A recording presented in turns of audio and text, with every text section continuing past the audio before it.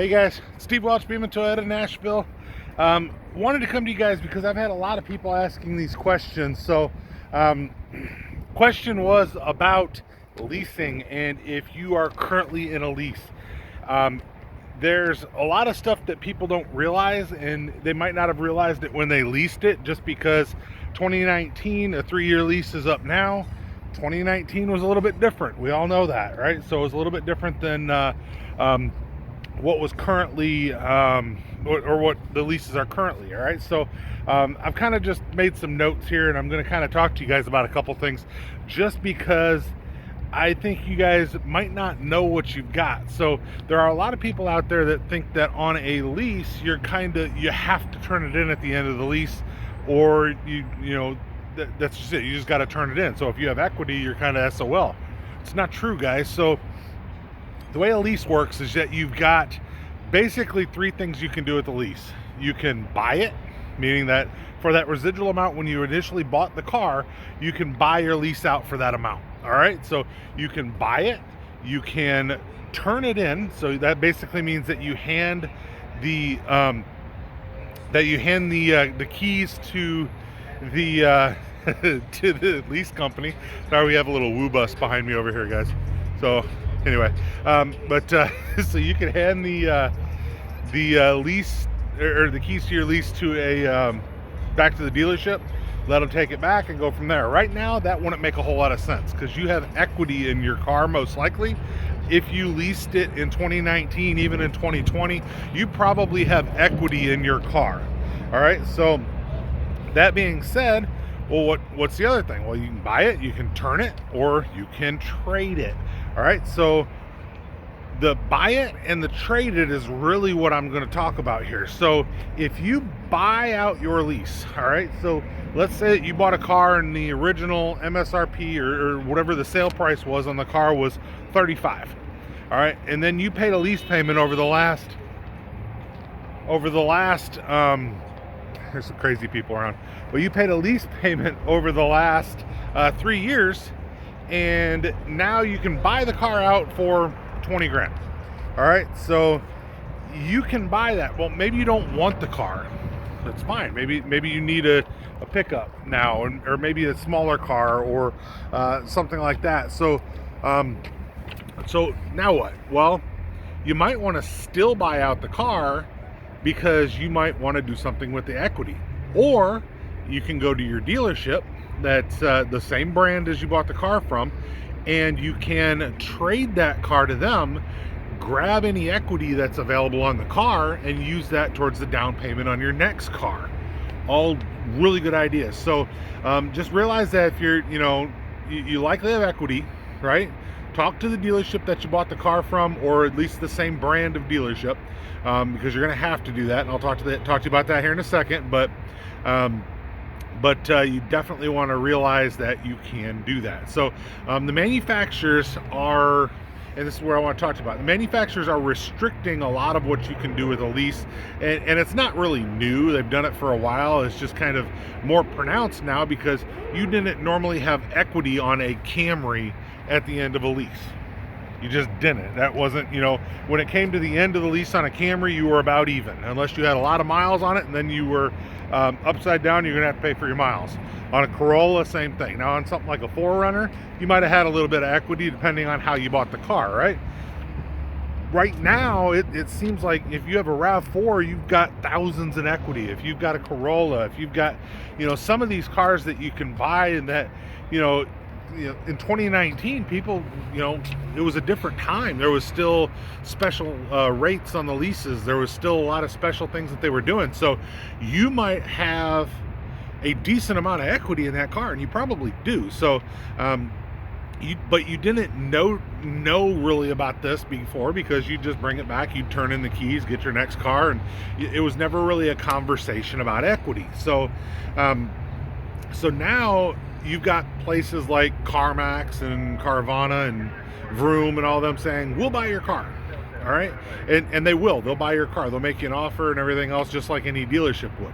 The thing is, though, is that you're restricted with that lease, that if you want to sell it to a company like that, you can do it, but you have to buy it first. So you have to go to that branded dealership, buy it out, pay the taxes on the car, and then you can go to that other dealership and you can have them buy it. But usually what happens is by the time that you've done all of that, not to mention your time, but by the time that you've done all of that, you're going to find out you probably would have been in a better position to just sell it to the dealership if you don't want it. If you want to own it, great, buy it, whatever, but you can get out of the tax part of it by selling it to the dealership of the original brand that you bought it for or bought it from. That's usually the case. I do want to mention too that I'm not trying to make financial advice. I'm just trying to kind of give you guys a little bit of a heads up so that you can know a little bit more about how it works. And keep in mind, I don't know every manufacturer. I'm not going to claim to know every manufacturer, and I don't know how everybody's going to do it, but this is just from my research and from how I'm seeing it, what I'm kind of giving you guys this information. This is seeming to be pretty true across the board. All right. So, but anyway, just realize that you're going to have to buy that car, even if you plan on reselling it to one of those secondary companies. All right. So, but you might be better off just to go to the branded and just sell it back to them. They can still give you your equity, and you can save from having to pay the taxes on it in that particular case. And obviously they're going to want to sell you another car too. So, hopefully they've got some inventory you can look at. All right. So, and I do want to mention too, talking about that, if you've got a lease that's up in a few months, start looking now. Get your name on a list now for something coming in, because even though your lease ain't up for a while, then you might still want to get to where you are looking for something, right? So so that being said, now what? So and by the way, like I said, it's just weird times right now, guys. So now realize something else too, and I've had a few people ask, well, I have a neighbor that really likes my car and they want to buy my car. You realize that if they're not on the original lease with you, then them buying it out is, you have to buy the car first in most cases before you can buy it out. There is something that guy's loud. There is something that some dealerships can do. It's called a pass-through, and you can ask if that, which is basically where the dealership buys it from you and then sells it to the other person. There's some cases where you can't do that, so just that could be possible that you could have that happen, but realize that neighbor is going to know your business. So if you're making some money on him, he's going to know that. So maybe that's not the way you want to go anyway. So just saying, right? So anyway, so buying your lease out. So maybe right now it's the time to buy your lease out. So with the market the way it is and trying to get your next car, it might not be the time to do it. If you at least like the car, buy your lease out, and then you can buy time that way, especially if you're at the end of the lease. You can buy time by buying out your lease. Yes, it's going to add your taxes to it. Yes, you can finance it. So you can, all the financing stuff that you're used to. It's just like buying a used car. You can go in there, you can add your warranties, your maintenance. You can add, your, if there's something that you want to put on the car like an accessory, you can add that. I had one person one time that their tires were bald. They did not have the money to buy the car or to buy the tires for the car, but you can add it like an accessory and as something in service and put the tires on the car. Tires were brand new, so that was something they needed to do.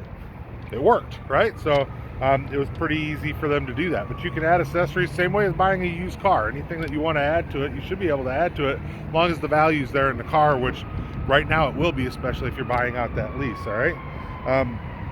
Now realize too that some people have asked me and said, I'm way over miles. I'm 20,000 over miles. That's going to cost me, depending on the manufacturer, anywhere from 15 cents to 35 cents a mile if you're over on your miles.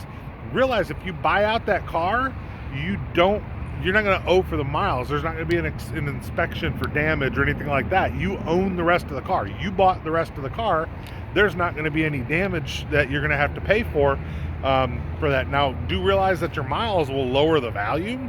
So if you've got a 36,000 mile lease and 70,000 miles on it, it's not going to be worth as much as it would have if it was at 36,000. But realistically, in this market, it doesn't matter. It just doesn't. You're not going to be upside down in that particular car. So it's not going to matter a whole lot. So, but yeah, so don't worry about that particular part. So now, just like I said, I'm just kind of looking at some of the, some of my notes here to try to talk to you guys here, but realize that, I'm sorry, hey, I'm up here. Realize that I'm just trying to help you guys out and trying to be able to kind of tell you guys about some of these things, because people ask me these questions a lot. Remember, you got to plan ahead. It could take months to get a new car, so know about that. Realize sometimes people see a bunch of new cars on websites and think they're available. It does not mean they're available. It just means they're in the system. But make sure you know what you can do with the vehicle, and realize that you don't own the remaining part of the vehicle. The leasing company does. So don't make assumptions. If you don't know, ask. You can ask your dealer, you can ask your lease company as to what your particular options are with that lease. Hello. Plane just went overhead. Anyway, so but definitely ask that. Realize that they can restrict what you can do with the end of your lease. Now, I've seen some banks, so there are some banks that are independent banks that will do leases on cars. All right, and I have seen those banks say, we're not allowing dealerships to help to buy out that lease. You have to send your customer directly to us, to this bank. All right, that bank doesn't really realize that they're screwing up doing that, but it is what it is. So you have to go to them because they're hoping that you'll finance with them and that they're not going to lose the financing, because they tend to have higher interest rates than what other banks do. So that being said, it is what it is. So, but once again, they own the rest of the car. They can make decisions on it. Something else that is extremely important, if you made it this far, you're going to be glad you did. Realize this: if you get in an accident and you have a leased vehicle, your insurance company is going to talk to the person that has the lease, right? So let's say that you have a car and it's got that $20,000 residual, right? And you've got 3 months left on your lease. You didn't buy out your lease. You have $21,000 that's still owed on it as for the buyout, but you just had a wreck in that car. What the insurance company is going to do is they're going to look at it. They're going, well, the car is worth $28,000. They're going to contact the lien holder, who is the lesser company, and say, what is owed on this vehicle? And they're going to say $21,000 or 21,000 is the rest of the lease, and that pays the car in full. They're going to pay that off. Your equity will go away. I have heard too many times right now of that if you have a leased vehicle that has equity in it, it goes away if you have an accident. So if you're sitting there with $8,000-$10,000 in equity, buy your lease out early, guys. Buy it out early, because if and I've had people go, well, I'm a good driver, I've never been in a wreck. You know what? That's great. I applaud you for never having been in a wreck. We're in Nashville. There's wrecks every day with good drivers because people run into them. So it doesn't matter that you're a good driver, that you haven't had a wreck ever, that any of that stuff. It doesn't matter. Somebody can hit you. You could have a tree fall on your car in a tornado, or some freak thing falls out of a semi, or who knows. I've seen a sheet of ice fall out of a semi before it total a car. So realize if you have your car totaled, your equity is likely gone. So be very, very careful right now, because you could leave 4, 5, 6, 7, 8, 10, 15,000. I saw one car that had that happen. $15,000 in equity was gone. All right, so make sure you guys know what you have, and if it's something to where you've got a lot of equity, definitely contact your dealer and buy that car out now. I mean, it's going to put, you've got the equity, so the bank's probably going to say yes. If you've got the credit to buy it, especially if you plan on keeping it, but even if you don't, buy it out, sell it when you want to. The market's crazy, like I said, right now, but buy it out, capture your equity, because then let's talk about the same thing. So if you have that car, you bought it out for 21,000, right? You've added onto that car, you've added another couple thousand, let's say $2,000 or $3,000 in taxes, fees, whatever it was. So now you own the car for, let's say, 24,000, right? Car is worth 28,000, and you got in that same wreck. So now what's going to happen is they're going to go to the lien company. They're going to ask what the payoff is. That the payoff balance in that case does not matter, and the reason being is that you own the whole car, meaning you own the equity. When the lease company owns the rest of the car, they own the rest of the equity, I guess is kind of the way you put it, but they only ask for the payoff when in most cases, from what I'm seeing. So like I said, I'm not an insurance agent, I'm not a financial person, I'm not any of that. I'm just giving you a little bit about what I've seen and what's been happening from my point of view and my opinions. All right, so definitely, like I said, always ask and research it further to make sure that that my advice is good advice. I think it is, but always research it further. But I'm trying to save you guys some money and to make sure that you guys kind of know what's going on with the situations right now. If you're, if you're looking to lease a new car, be ahead of it, a couple months ahead of it. Realize that. If you see something that's on the TV about a special lease rate on a car, realize dealerships are not required in most cases to participate in promotions. A lot of these dealerships that are doing market addendums and things like that, where they're marking the price way above MSRP, they're not participating in a $399 lease special or something that you see on the TV. All right, they're not participating in that. Also realize if you have a market addendum on a new car and you lease it, whatever that addendum is, you need to go and you need to divide that by 36 months, because you're going to have to pay that amount off in order to get to the residual amount. So if the